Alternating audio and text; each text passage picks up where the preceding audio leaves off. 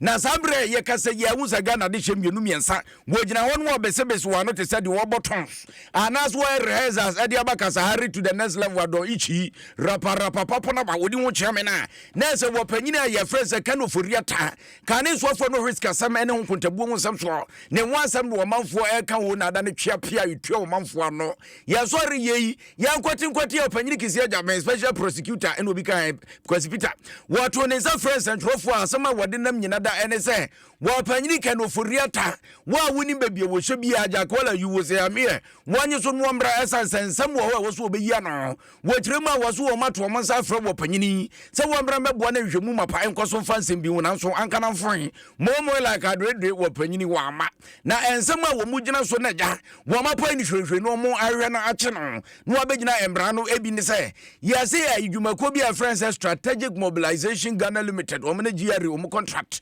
ho nsam ECG ni Beijing Technology Limited contract ho nsam ansa na National Cathedral project na ho nsam amana kase eda ho a enei wo manfo kase na wedi amana wedi na ne boarding pan kron ba na so nsam etwewa wo so panyin be ya no ansa na ambulance popi a yakofra free amana na ibepie mu wo mayi mu eno so yese won nsam ayese so brobo ni nyanya ewo ho GRA tax refund any accounts payment ne won kro ne bacha sensem ne doso na wo panyina gyabe kirem a wo mudi ka to wo monsa fra panyine no ena ne mra ni fo tro letter de ba ye na de ka kum yagine kokko num yentie asem wo de to sentro nim. And at 4:16 p.m. the very next yesterday, Tuesday, 11 February 2025, before we could respond to the letter that came on Monday, the OSP received another letter from Mr. Ofori Atta's lawyers. This time, it was an inquiry.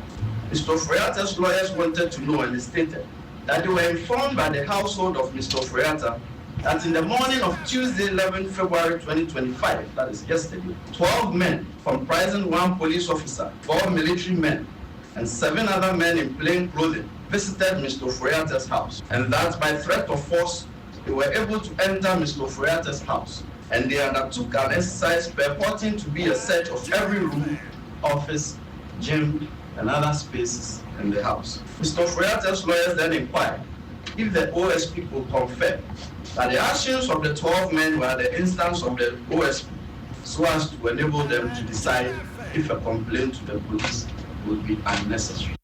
Nti we no emema kintina wam na opanyine no mum kodi fie ekwawewe no kwawewe sesemu enwo asam ne yakotie no na wose krata bi so ba ye emro moto wo monsa frɛ na krata ni mu nsem no ankasa chemu. The OSP directed Mr. Ofori Atta to indicate at close of business on Monday 10 February 2025 a reasonable date of his return to the jurisdiction and attendance at the OSP.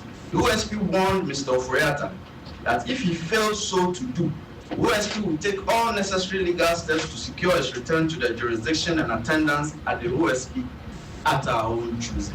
Subsequently, by a communication dated 10 February 2025, that's just Monday, Mr. Ofori Atta's lawyers transmitted to the OSP a generic letter procured by Mr. Ofori Atta purporting to be from a doctor in a foreign jurisdiction, stating that Mr. Ofori Atta had been seen and evaluated, and that he was undergoing further testing and management and possible surgical intervention at an indicated future time. And further, that his medical condition necessitates that he will stay and follow up on his appointments. On account of this purported medical letter, Mr. Ofori Atta's lawyers prayed that the attendance in person of Mr. Ofori Atta at the OSP should be fixed, taking into account the medical report from his doctors.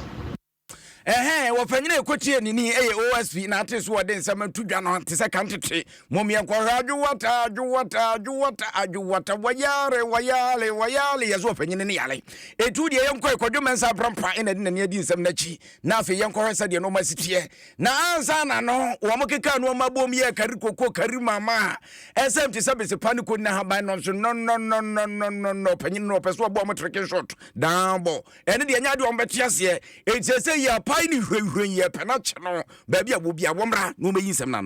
are convinced that the real intention of Mr. Ofori Atta is what was communicated to the OSP in the very first letter transmitted by his lawyers on 31 January 2025. That is, he has left the jurisdiction indefinitely. That was what was communicated to us at the first instance, and that is his intention.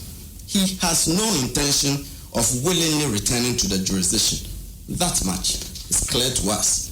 Consequently, ladies and gentlemen of the media, the OSP declares Ken Ofori Atta a wanted person. He is a fugitive from justice. The OSP will take all necessary legal steps to secure his return to the jurisdiction and attendance at the OSP. And this is to Mr. Ofori Atta. You have two choices. You can either return to the jurisdiction voluntarily or the OSP will enforce your return. Enti asam na no yesi we fugitive fugitive sa brofo de mu odu pa fugitive ai wo bi aye hwe na che no ai fugitive yesi obi a wodwane ne hwe na che no ne brofo no ne afra de fugitive na tie se de musika na na je se wokọ na wo kọ no wokọ sene dai ne se enya dia wo ba sezi a wa hwe kura no amabiu aniti ene wo mo pe na chene nto mpane tutu mpane no a wo no akasa fa no hombra ansa na mpanyfo hwe no ye ne kwadwo mensa antwetwe nkomo ya itije mo sakwaba ejo de kumi ahwone o nyame na do ma hwone no pa ye hwe sese ya pai no fugitive yi sese wo mo so wo mo ye den wo mo kwa hwe no hen na hen no mo nim so wo kumi nti se ye sha se fi bebia aka ne za OSP za to ura Ken Ofori Atta him there na also ye fugitive no ono sisi wo man kwanda ono akasa onfa ne hombra o man Ghana mu anade obo force na ma wa man Ghana mu ti se wono amade a ba bi o hye bia no e be ti se kusi a ye punu ne ngusie no ye be punu na me wopu aba anyeza na mpepepe na ensefufuro bi o wa wo kan ya e wo so de to aso ana nti kumi owura Ken Ofori Atta ni zenide nsam anade zama enu na what's ususu there corruption na corruption related cases no one man nti no nam do my investigation no afa no no ukumi no zikan SLM strategic mobilization Ghana limited e ma no na so la GRA contract bi a okodo no nsem a obe no case number 1 case number 2 ECG na Benji limited contract bi a ohwe ma wotwam onu ye case number 2 case number 3 ye Almighty National Cathedral project no also okonjo ofa this car share National Cathedral no no nsem bi wo ha o de oyi ya no na case number 4 ye procurement what akona wafa do to ambulances no e kai there Ministry of Special Initiative to ambulances bi ba o man mu ono so no nsam aka ho na case number 5 no oye GRA tax refund account payment okodo ono so oye case number 5 we are Ken Ofori Atta special prosecutor there no mbo ma wo there oba na obeyi nsembi ano the cases no na we are Ken Ofori Atta osusu there no mbo ma oguda we reason hu eduma kumi se yo no to ncha na o the two go there MPA National Petroleum Authority so nsembu wa oguda wari ye mu hwehwem nti onamdo ama kanu CEO another MPA ano Dr. Mustafa Abdulhamid ono so oguda wari ye hwehwem bi afa no ono na nkrofo bi a oka ho wari ye hwehwem afa ho o deme nsem ya wa hyase no kumi se ave ano so to ncha na waka bibi de sesia no sefe IF nkomo bi a ndema bi o kodo wa OSP menya ajiza o kodo wa sande ususu de corruption na corruption related cases bi wa o de wo hwena wa ye hwehwem na ho Ghana fu ina wo hu na no kwa kwamu no e de OSP ye audit ni bi wo akona aban eduma fu tia wakaw ama oba afeti teacher fu bi wo northern region damaso na Tamale teaching hospital na ono nam do poma teacher fu bi a OSP ma controller ordinary to one side do teacher unions wo be mu be no somebody gwa ma chesia de kwesi ni pede nipa besia nipa 6 bi wo ma on the sisi wo osusu de za okọ do ni na no ya za on gbo mu a nti wazo won ko gina mbra no na mbra no onyin wonezi kwadwo ye no asene emfa wonsia na fu wani di nsem na chi na yenkwa ye ne lawyer Kwame Adofo twetwe nkomo lawyer kwa ba o Daniel lawyer hode wo boko yenwe minim se ayi ensema abai se de tibia what be sign na wo fa no minia me ngwa if it's won't charge you will be with a former offense. Everyone wants to be declared wanted. Honor me, nah, nurse, I was here, the can charge in the pan, ya so bobo ni pan and sana ebia. See, Rebecca, see a pine with a pie. Exactly. Now what to coin?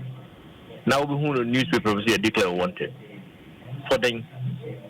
One also a matter of months friend or matter of months friend, wama, it is a moon is as a what you moody agro, or more crocodile going to now, my pine, you know. But what is the charge? Call do Ben or Bono, and until we're done. If I won't charge it, there. How can you say, but declare wanted? Yeah, and what charging it, panel? And now, we're done here. You declare the person as a fugitive from justice. You don't charge it. And one say, what Toronto was over Bano Maya, but declared wanted. No charge, allegation being anything else over. Lawyer, and somehow one day, Ejina Swa almost one more. No. Strategic Mobilization Ghana Limited, Nigeria contract, ECG Beijing Technical Limited contract termination, Ekaho, and Sana National Cathedral once and procurement of ambulance, and also GRA tax refund account payments. Nina Kahun almost one rana, Wama Wama Rimunkoso, Wamu Bono one year, and it says I'm almost one more. No. It's in charge anything. Be a charge and as a woman. There's no charge saying the woman. There's no offense. There was a woman. And in fact, which member I can say I have nothing to say. Yeah, of course. Now we will have be invited Mr. Membra, what can you charge me with? He said, what me can say? My bonnie A, B, C, D. On the basis of that, you are charging me. Now, how do you say you are declaring wanted? Now, almost Wama, baby, or Shabiano, or Mepunu Museum. But OSP, maybe I won't hear me commentary on him. So, who have you charged you? Never say wanted, because you say, who have you Canada moi? Who have you dropping MC? Who have you NDC woman? Who have you Cecilia the bar? Or who's put on them? Because you say, the same OSP can watch them. And Utian some now, Mokana, Nessa, quite corruption, one woman, and a jar, or modern times, almost say, woman, because Nessa said you was each trading Kusiaga. Now, OSP or Basso, I never know what my. As a good official group, a bit many more ticket. Cecilia the party, a cry, who could say. I've heard you was a money laundering. Can you believe it? Not all public a Kendapa. They want to come saying, Ken Ofori Atta.